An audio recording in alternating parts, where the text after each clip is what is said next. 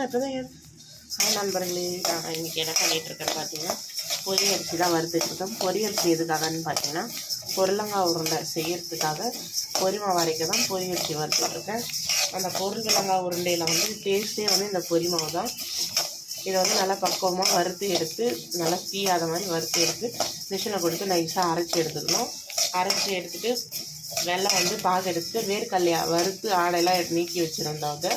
அதை வந்து அந்த வெள்ளைப்பாகில் கொட்டி கலரி எடுத்துகிட்டு இந்த பொரி மாவில் கொஞ்சம் கொஞ்சமாக போட்டு உருட்டி எடுத்து வச்சா பொருளங்காய் உருண்டை ரெடி ஆகிடும்.